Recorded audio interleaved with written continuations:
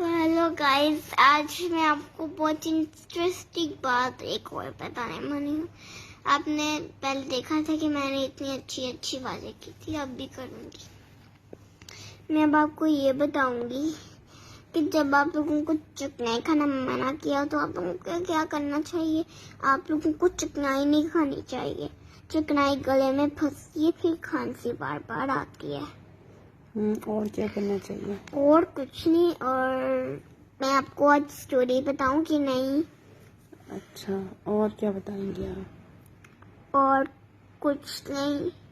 अगर आप लोगों के बच्चों को खांसी हो ना, आप लोगों को अपने बच्चों को ना दूसरे बच्चों के पास खड़े ना करना चाहिए। अच्छा, ठीक है। और कुछ नहीं और करना चाहिए।